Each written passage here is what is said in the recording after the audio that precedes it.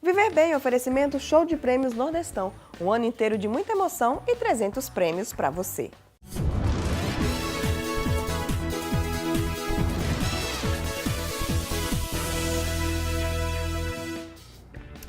Bom dia, sábado 19 de maio, Viver Bem entra no ar com mudanças, né? E agora a gente precisa muito de uma interatividade bem maior com você. Quero que você mande seu recado para a nossa produção, fale o que você gostaria de ver aqui no programa. Nós temos o WhatsApp do Viver Bem, é só mandar o seu recado e falar tudo o que você gostaria de ver aqui no programa.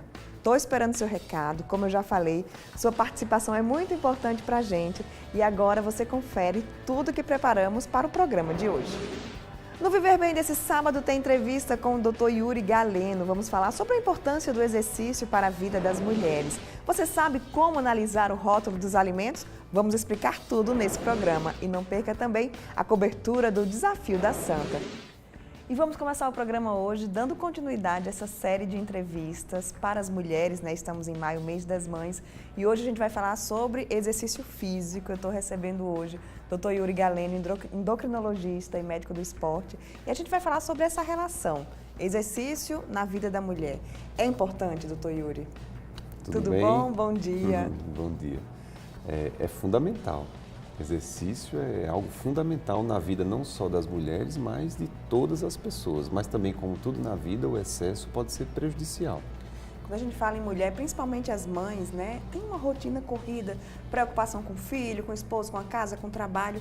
Isso aí interfere, né? Tem as oscilações hormonais que são características da mulher. Como é que o exercício entra aí para ajudar a regular tudo isso? Isso. O exercício, ele é uma forma de prazer. Eu digo para as minhas pacientes que é uma válvula de escape do bem, porque você, além de diminuir uma série de comorbidades, como diabetes, pressão alta, obesidade, cânceres, então o exercício ele tem esse potencial, ele ainda é uma fonte de prazer e ainda deixa você mais magro. Então, Toda mulher quer isso, né? Então é uma ótima ferramenta em diversos aspectos. Só que, como eu falei antes, como tudo na vida, o excesso pode ser prejudicial. É lógico que é uma minoria das pacientes que vai ter esse quadro que é conhecido como síndrome da mulher atleta ou síndrome do overtraining, do inglês, como uma tradução como treinou além da conta. Então isso não é uma coisa comum da gente ver nos consultórios, mas é possível de acontecer. Então, quando vai acontecer um quadro desses, de overtraining, de síndrome da mulher atleta? Quando o percentual de gordura cai a um ponto crítico, algo em torno de 12, 14% nas mulheres, você já pode ter esse tipo de quadro, esse tipo de síndrome. E o que é que está por trás em termos hormonais desse tipo de síndrome? Vamos fazer uma explicação bem leiga, assim, bem simples. O cérebro ele tem uma série de mensagens que ele recebe do nosso corpo que sinalizam, por exemplo, os níveis de energia, os níveis de gordura corporal. Então, se o cérebro detecta que há uma queda até um ponto crítico desses níveis de energia e de gordura, ele vai começar a interromper funções que não são extremamente necessárias para a manutenção da vida. Então, a reprodução é uma delas. Eu não preciso necessariamente da reprodução para me manter vivo. Eu preciso para perpetuar a espécie. Então, primeiro eu tenho que me manter vivo. Então, o cérebro bloqueia a reprodução porque, falando leigamente, ele vai dizer assim, você não tem energia nem para ficar vivo. Imagine para gerar outra vida. Então, automaticamente, o ciclo menstrual é bloqueado e a mulher tem sua capacidade reprodutiva cortada momentaneamente. Bloqueia completamente, dependendo do nível de queda energética que você tem nas suas reservas. Aí você mencionou a questão do estresse, brigou com o marido, está com problema financeiro, foi demitida, está estressada com o filho na escola. Então, todos esses fatores, eles vão contribuir para bloquear ainda mais esse eixo reprodutivo da mulher. Ela já está ali no fio da navalha, já está no limite e quando vem um fator estressor como esse, para agravar a situação, aí o quadro da síndrome da mulher atleta pode ser desencadeado, né? Outro fator importante é a chamada restrição proteico-calórica. Quando a mulher já está no fio da navalha, como a gente falou, e faz uma dieta da moda, uma dieta low carb, que não falando mal da low carb, que é uma dieta excelente, mas desde que seja bem orientada, né? Então faz uma dieta da cabeça dela e incorre numa queda do aporte energético. Então, você vai ter um agravamento de uma situação que já era limítrofe. Então, essa mulher também pode ter uma síndrome da mulher atleta. Quando acontece isso, sem hormônios femininos, você vai entrar em menopausa, entre aspas, com 20 anos de idade. Porque você não vai ter hormônio feminino, você simula uma espécie de menopausa temporária, transitória, enfim. Isso pode prejudicar lá na frente? Pode prejudicar. Por quê? Até os 30 anos de idade, a mulher, não só a mulher como o homem, eles fazem o que a gente chama de poupança de massa óssea. Você está fazendo uma reserva de massa óssea que você vai levar para o resto da sua vida. Porque eu brinco com os pacientes que eu digo que depois dos 30 a gente vira o cabo da boa esperança, né? É tudo ladeira abaixo. Ai, meu Deus, já virei. Então tudo começa as funções orgânicas começam um quadro de degeneração gradual, né? Aí eu digo, todo mundo está ladeira abaixo. Alguns estão com o freio de mão puxado e outros estão pisando no acelerador. Então, se você faz uma boa poupança de massa óssea, se você tem uma boa reserva óssea, lá na frente você vai se beneficiar disso, diminuindo o risco de osteopenia ou osteoporose, né? Então, se a mulher entra num quadro desse na juventude, ela está perdendo de fazer a poupança de massa óssea, porque a gente sabe que o hormônio feminino é fundamental, não só para a mulher, como também para o homem, para a saúde óssea. E o terceiro componente, que é uma tríade, são as chamadas alterações do hábito alimentar. Quando você se exercita, o exercício ele causa pequenas lesões. Essas lesões elas são esperadas e são desejadas, porque ao me recuperar dessas pequenas lesões, meu corpo se torna mais forte e se torna mais apto a aguentar uma próxima sessão de treino. E essas adaptações que o corpo promove, elas fazem com que a sua pressão diminua, seus níveis de glicose diminua, com que o seu colesterol diminua, o seu risco de diabetes diminui, o seu risco de doença cardiovascular, o seu risco de se tornar obeso, ou seja, essas adaptações são super benéficas, super desejáveis. Até o risco de câncer diminui com a atividade física. Ele, de um modo geral, é muito bom. Então, para que você aguente essas pequenas lesões, o corpo lança mão de um analgésico endógeno, chamado de endorfina, né? Que é como se fosse uma morfina endógena. Então, esse analgésico ele tem um efeito colateral que é tirar a sua fome.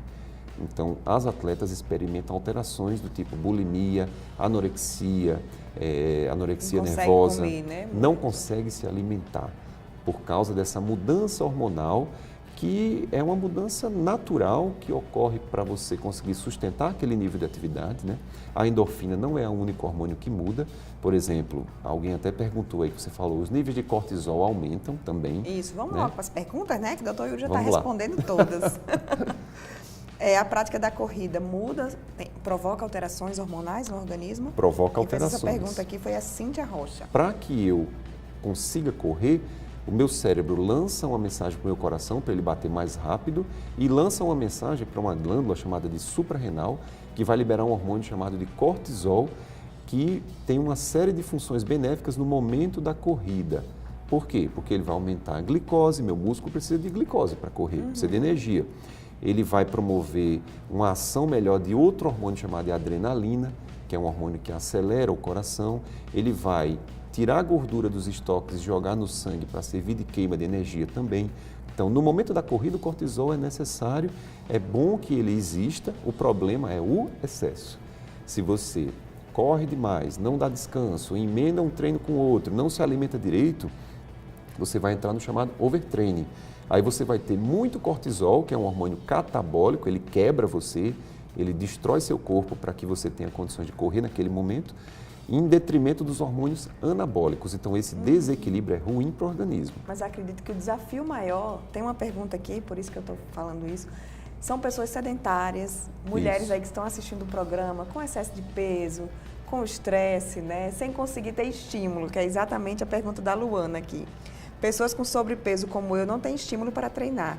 E muitas vezes é problema hormonal ou não. De que forma um endocrinologista pode me ajudar nesse caso? Pois é. A gordura, você paga um preço por ela. Quanto mais você engorda, mais ela altera o funcionamento do seu organismo. É como se eu fosse falar de forma leiga, se ela quisesse tudo para ela. Então, ela não deixa ninguém ter energia, ela só quer para ela. Então, quanto mais ela aumenta, mais ela tem poder de influenciar nas decisões do seu organismo, no metabolismo. ela produz uma série de substâncias que vão tirar a disposição da sua ouvinte, da nossa paciente aí. Ela vai alterar a taxa metabólica, vai alterar a glicose, vai subir ainda mais o colesterol, vai fazer com que a pressão arterial mude, aumenta o risco de câncer, a obesidade aumenta o risco de câncer. Então, provavelmente, ela deve ter alguma alteração hormonal, sim, mas nem todas as alterações hormonais provocadas pela obesidade são detectadas em exames simples. Esse é um ponto. O segundo ponto, existem outras que são detectadas e que ela pode estar sofrendo e que podem ser revertidas e tratadas. Por exemplo, a insulina.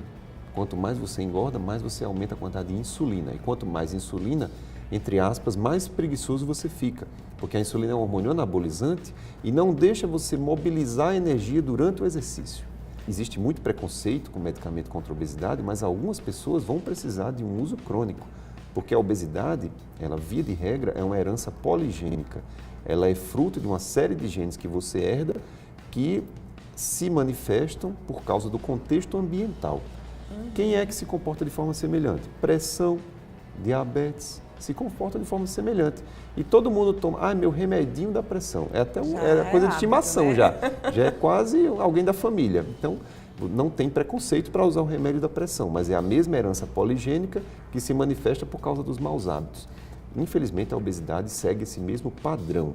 Então, se você não tiver uma intervenção para toda a vida, e entenda a intervenção, eu não estou falando de remédio, você fazer uma dieta com exercício é uma intervenção, você tirar um estímulo estressor é uma intervenção, você sair de um plantão noturno que muda seu perfil hormonal e favorece você engordar é uma intervenção. Você resolver aspectos psicológicos da sua vida que fazem você comer sem necessidade é uma intervenção. Você parar de beber demais, a bebida é um fator que causa obesidade, a bebida alcoólica aumenta demais a mortalidade da bebida em excesso, é uma intervenção. Então você tem que fazer a intervenção ao longo da vida. Qual vai ser? Aí vai depender do seu tipo, exatamente, de obesidade e da avaliação que o profissional de saúde fizer. Certo. Doutor Yuri, infelizmente nosso tempo terminou. Para quem mandou as perguntas, eu não fiz as outras porque no bate-papo o senhor já terminou respondendo. Eu quero lhe agradecer. Obrigado, essa entrevista tão esclarecedora aqui para os nossos telespectadores. Eu que agradeço, estou à disposição. Volte sempre. Valeu. E a gente vai agora para um rápido intervalo, não saia daí que já, 2 minutinhos, tem mais Viver Bem para você.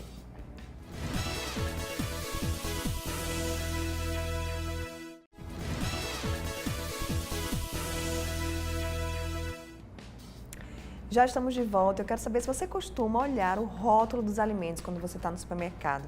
Tem muita gente que ignora isso, mas é muito importante porque ali no rótulo tem muitas informações que são bem importantes para a sua saúde. Para falar sobre isso, eu estou recebendo aqui no programa a nutricionista Sabrina Freire, lá do Nordestão, e a gente vai conversar um pouquinho sobre a importância desse rótulo, né, Sabrina? As pessoas precisam analisar, precisam ler e entender o que tem ali. Muito bem. E às vezes as pessoas não têm esse hábito de ler o rótulo, que é uma forma de comunicação do alimento com o consumidor. Então, segundo os dados do Serviço de Disque Saúde e do Ministério da Saúde, verificaram que 70% das pessoas fazem a leitura do rótulo. No entanto, só apenas menos da metade compreendem o que realmente está descrito lá. Então, exatamente, para mudar isso, você que está assistindo o programa hoje, fique atento, que a gente vai explicar item por item do que tem do rótulo, para que a pessoa chegue no supermercado, olhe e entenda, né? Tem, inclusive, alguns produtos aqui que a Sabrina trouxe para a gente ir explicando na prática mesmo o que é. Vamos falar, quais são as informações mais importantes, Sabrina, que as pessoas não devem ignorar e que devem sim pegar o alimento e observar em primeiro lugar? Primeiro, a validade, né? Que o produto ele tem que estar dentro do seu prazo de validade.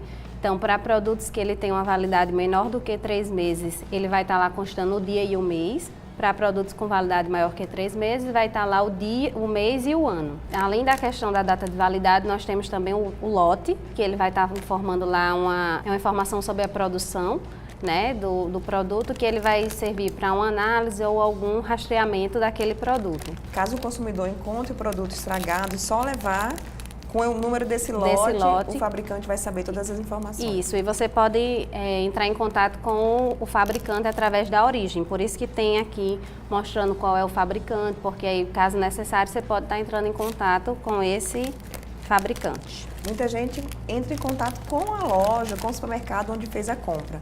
Mas o ideal, dependendo do caso, é se reportar logo ao fabricante que tem os contatos aqui no rótulo. Isso. Se é algo de produção, né, algum erro na manipulação, aí sim é com o fabricante.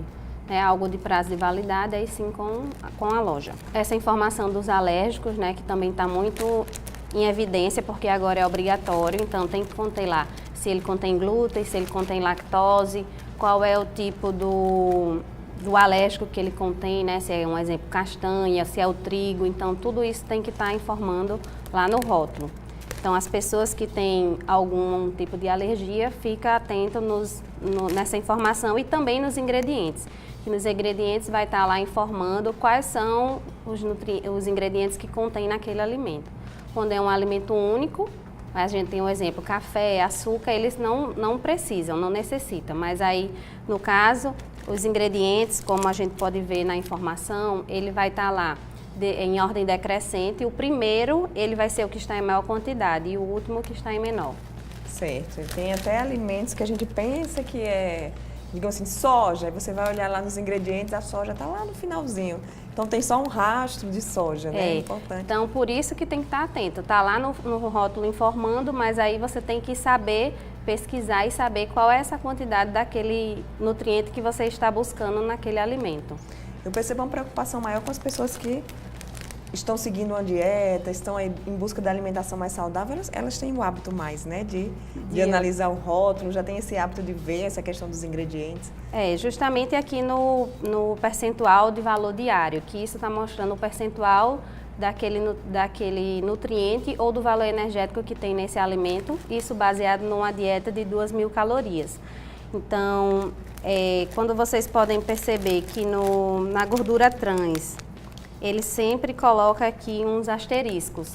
Então, está informando, esse aí é porque a gente não tem um valor de referência, porque a gente não necessita dessa gordura trans, que ela está normalmente presente nos alimentos industrializados. O ideal, viu, gente, é ver se tem gordura trans, você deixa assim de lado, come esporadicamente, né? Não dá para estar na rotina sempre. No máximo 2 gramas por dia dessa gordura trans. É muito pouco. E é muita gordura trans que tem aí que a gente consome sem nem saber, né? É verdade. Vamos lá, então, outro item bastante importante é a questão do sódio, né? Que para as pessoas hipertensas também tem que ter um consumo regulado com relação ao sódio. Então, o alimento, quanto menor o valor diário de sódio, de gordura trans e gorduras saturadas, ele é mais saudável. E quanto maior o valor diário de fibras, também. Então, sódio e fibra são 2 itens que a pessoa tem que analisar. Qual a quantidade? O ideal para quem está aí em casa assistindo, tem que ter, vamos ver aqui, esse aqui, fibra alimentar, 1,2. Um alimento considerado com fibra alimentar, ele tem que estar a partir de 3%.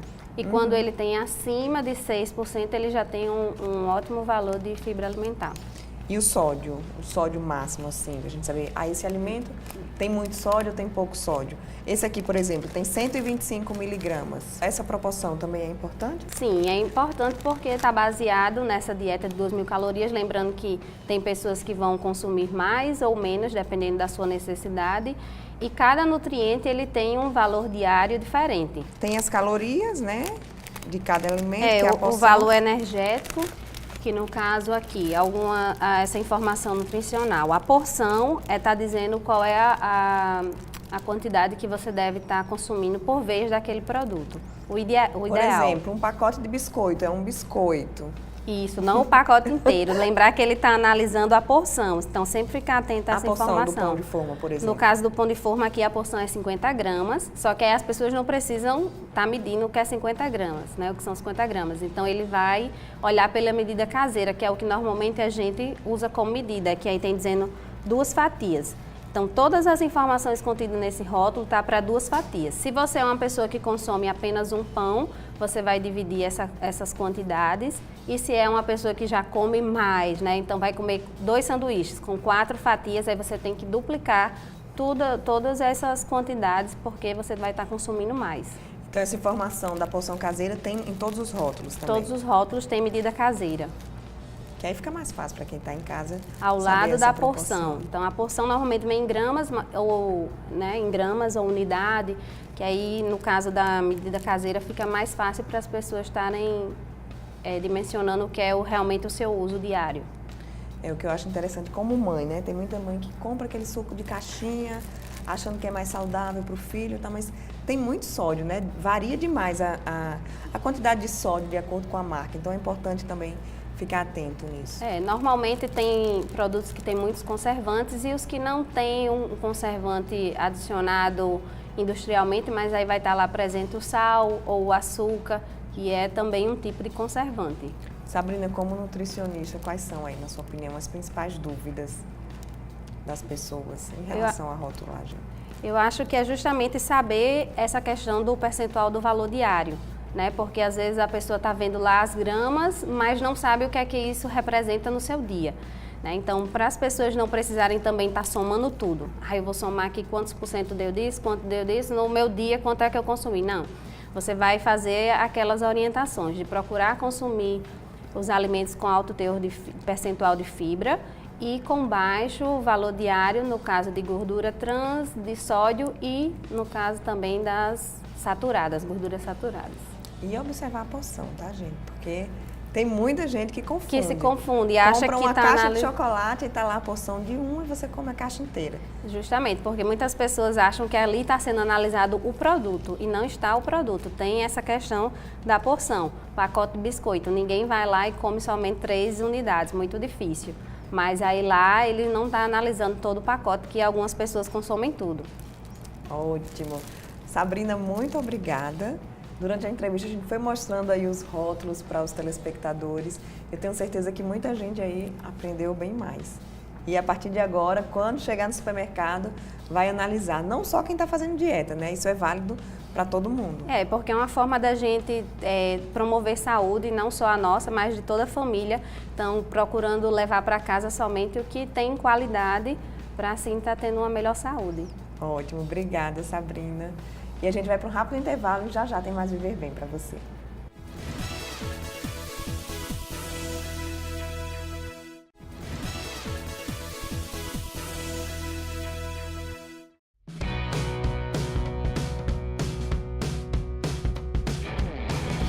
Os corredores chegaram cedo e aproveitaram para bater papo, fazer fotos e curtir o momento de confraternização. Olha, aqui na concentração já, eles estão orquestrando tudo para já a gente dar a largada, né, Homero? Esse ano a gente teve uma expectativa muito boa da prova, a gente investiu, está com troféu, número de P, está com cronometragem e a gente conseguiu chegar numa meta bem interessante de atletas, né, superando o ano passado. A gente está com 250 atletas esse ano e isso mostra que os eventos no interior agradam muito o corredor natalense, né? E a Corrida Maluca sempre apostando nisso, né? Desafiar mesmo os corredores, porque quando vocês lançam desafio, é desafio mesmo e com D maiúsculo, né, Homero? Tanto que a distância que nós temos aqui nessa prova, que é 23 e 11 quilômetros, por ser em terra batida, dá uma dimensão de esforço maior ainda. 23 quilômetros chega a uma sensação de corrida perto de 30 quilômetros e 11 quilômetros também chega com a sensação de meia maratona. Então é para atletas realmente de muita garra. Atletas amadores que gostam de correr e que querem se superar. Momento da foto oficial, todos os corredores reunidos. E agora sim a gente vai partir para o local de largada para começar aí o desafio da Santa. Vamos junto com a gente. Caminho para o ônibus. Olha, Eliane, e aí a expectativa para essa prova hoje? Você fez Muito ano passado? boa, fiz o ano passado, foi maravilhoso. Então vamos de novo, repetir a dose. Vamos de novo. Simbora, vai Vamos começar! Vai começar, desafio da Santa, vamos lá, largada dada.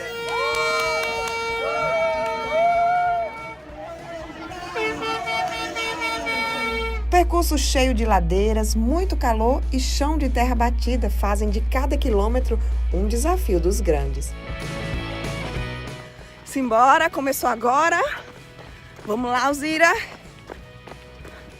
11 quilômetros, gente. Tem muita ladeira, mas comparando com o ano passado, eu tô achando melhor, porque tinha muita poeira o ano passado. E esse ano tá mais batida a terra, mais molhadinha.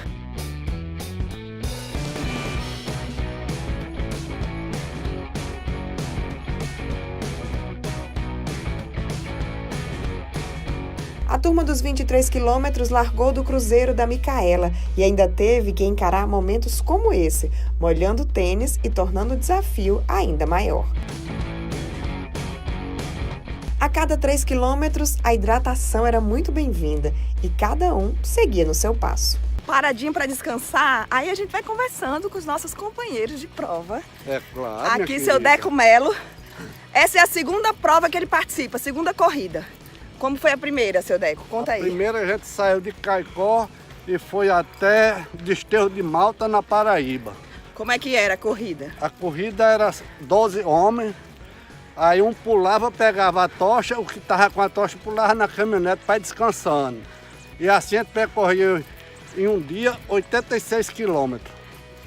Aí vários anos se passaram, né? É claro. 1972... Agora está aqui 2018, seu Deco, participando da sua segunda corrida. 46 anos. Seu Deco, por que o senhor quis participar desse desafio da Santa? Foi o meu companheiro aí que a gente caminha toda semana, 3, 4 dias por semana, no mínimo 8 quilômetros por dia. O desafio não é esse aqui não, o desafio vai ser subir lá o pé da Santa. Lá. Fim da entrevista, agora vamos correr. Hora. Simbora.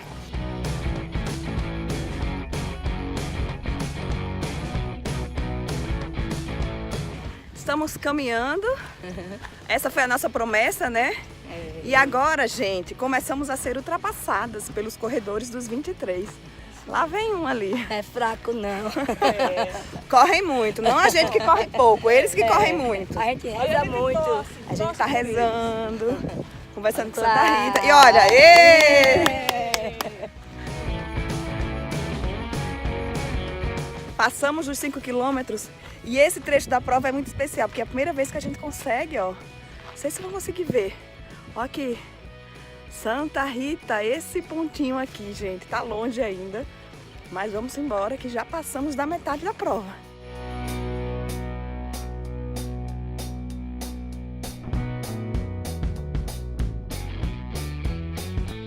E chegamos no momento mais desafiante, a subida do santuário.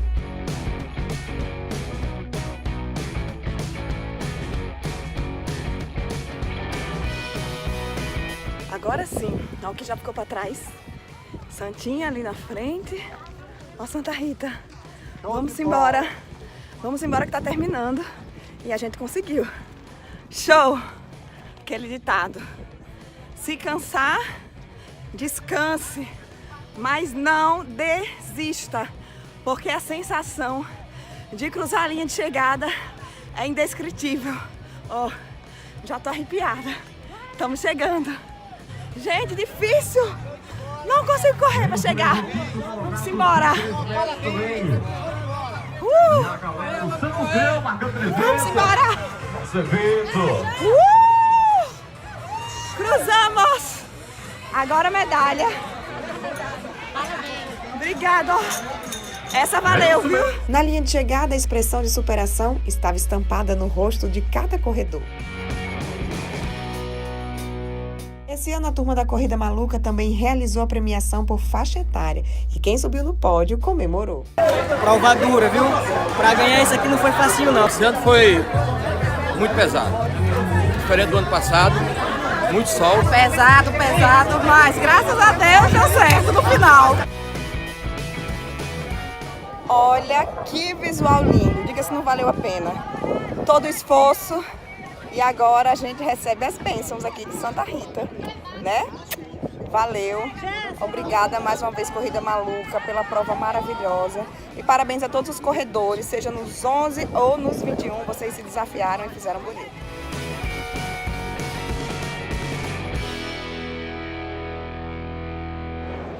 E o programa de hoje fica por aqui. Obrigada por sua audiência. Espero que você tenha gostado das mudanças.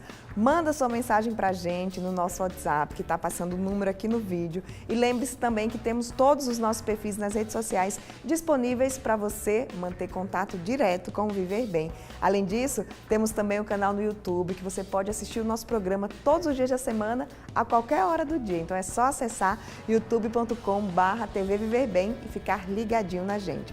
Ótimo final de semana e no próximo sábado, 9 horas da manhã, eu te espero para mais um encontro aqui na Band. Até lá!